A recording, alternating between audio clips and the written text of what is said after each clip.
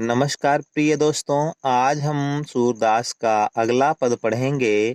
आइए इसको हम पढ़ते हैं। अवगति गति कछु कहत न आवे, ज्यों गूंगे मीठे फल को रस, अंतर्गत ही भावे। परम स्वाद सबहि सुनिरंतर, अमित तोष उपजावे। मन वाणी को अगम अगोचर, सो जाने जो पावे।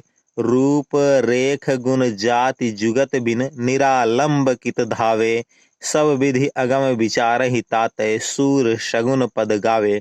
तो आइए देखते हैं इसके कुछ कठिन शब्द, फिर उसके बाद इसकी व्याख्या देखते हैं।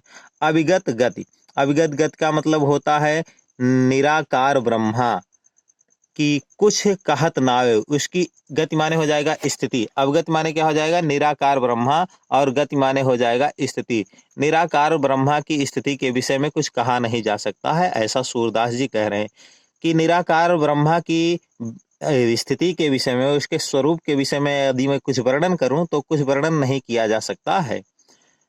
ज्यों गूंगे मीठे फल को रस, अंतर्गत ही भावे। अंतर्गत का मतलब होता है हृदय में ही, भीतर ही भीतर। बता रहे हैं निराकार ब्रह्मा की उपासना ठीक उसी प्रकार की है जिस प्रकार से कोई गूंगा व्यक्ति हो और उसे कोई बहुत ही स्वाद से युक्त फल खिला दिया जाए, लेकिन उस फल के आनंद को, उस फल से मिलने वाले लाभ को और उससे जो सुख मिलता है उसका वर्णन वह नहीं कर सकता है, बल्कि वह अपने हृदय में ही महसूस कर सकता है। ठीक उसी प्रकार से निराकार ब्रह्मा की भक्ति और उसकी स्थिति क्या है, उसके विषय में वह वर्णन कर नहीं सकता है जो उसे प्राप्त कर लेता है।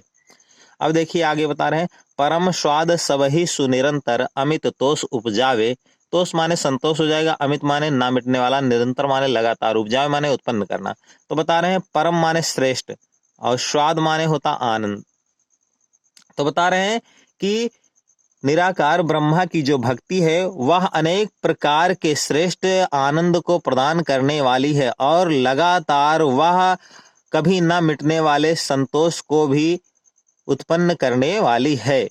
लेकिन इसे वही प्राप्त कर सकता है जो निराकार ब्रह्मा की भक्ति किया हो और उन्हें प्राप्त कर लिया हो। वह दूसरे को बताने के द्वारा वह आनंद नहीं दे सकता है।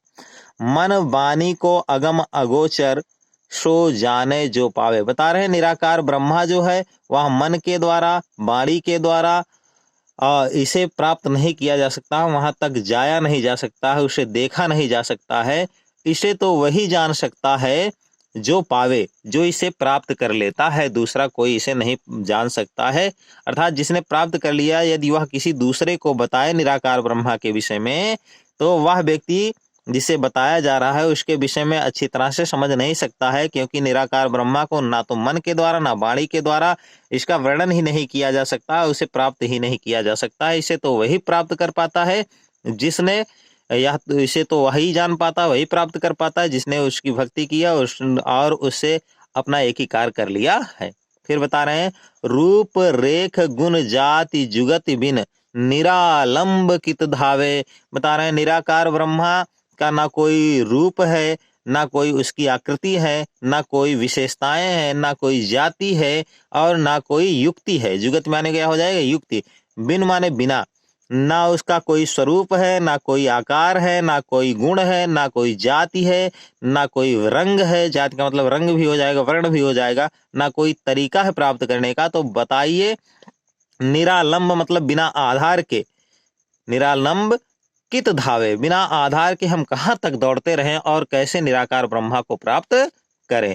फिर आगे वर्णन करते हुए कह रहे हैं, सब विधि अगम विचार ही तातहि, सब विधि अगम विचार ही तातय, सूर शगुन पद गावे। सूरदास जी कहते हैं इस प्रकार से मैंने निराकार ब्रह्मा की भक्ति को अच्छी तरह से विचार करके देख लिया और मैं पाया कि मैं निराकार ब्रह्मा की भक्ति नहीं कर सकता हूँ। यह मेरे लिए अगम है, प्राप्त न होने वाली वस्तु है, इसीलिए मैं हार मान गया।